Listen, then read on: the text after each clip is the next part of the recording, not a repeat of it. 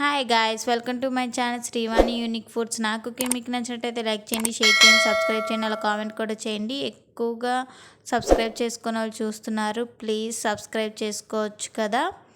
ఈరోజు రెసిపీ వచ్చి ఎగ్ బుజ్జి అండి. కొంతమంది ఎగ్ బుజ్జి అంటే తెలుస్తుంది, కొంతమందికి ఏమో ఎగ్ పొరుటు అంటే తెలుస్తుంది. మీకు ఏ విధంగా తెలిస్తే అదే అనుకోండి.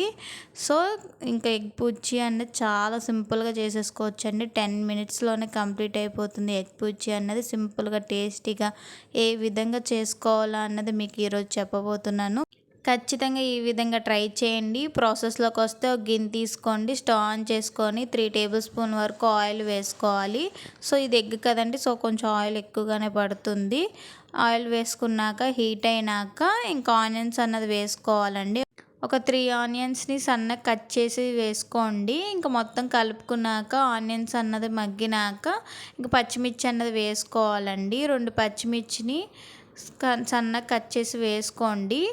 అది కూడా కొంచెం మగ్గినాక టమాటో అన్నది వేసుకోవాలండి. ఒక 3 టమాటాలని సన్నగా కట్ చేసి తీసుకోండి. ఇంకా అది కూడా మొత్తం కలుపుకున్నాక టమాటో అన్నది మొత్తం మగ్గినాక కొద్దిగా తగినంత సాల్ట్ వేసుకోవాలండి. అలాగే 1 టేబుల్ స్పూన్ కారం, కొంచెం చిటికెడు పసుపు వేసుకోవాలి.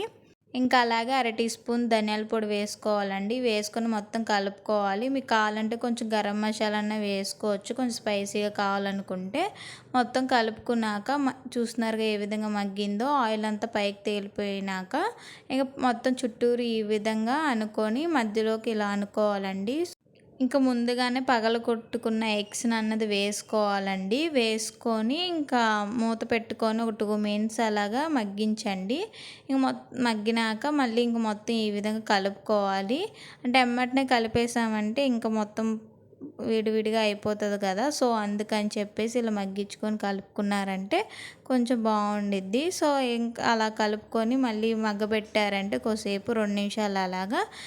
ఇంక ఇందులోనే కొంచెం కొత్తిమీర అన్నది వేసుకోవాలండి. కొత్తిమీర వేసుకొని మొత్తం ఒకసారి కలుపుకొని ఒక 2 మినిట్స్ అలా మూత పెట్టి మగ్గించారంటే ఇంకా మనం ఎగ్ బుజ్జి అన్నది రెడీ అయిపోయినట్టే. ఖచ్చితంగా ఈ విధంగా ట్రై చేయండి, చాలా బాగుంది టేస్ట్ అయితే. చూస్తున్నారు కదా, ఇంక ఎగ్ బుజ్జి అన్నది రెడీ అయిపోయింది. 10 మినిట్స్లోనే కంప్లీట్ అయిపోతుందండి. మీకు టైం లేనప్పుడు ఈ విధంగా చేయండి, సింపుల్గా అయిపోతుంది. వంట రాని వాళ్ళు కూడా సింపుల్గా చేసేయచ్చు ఎగ్ బుజ్జి అన్నది. ఖచ్చితంగా ట్రై చేయండి. Please subscribe. Thank you for watching. Bye guys.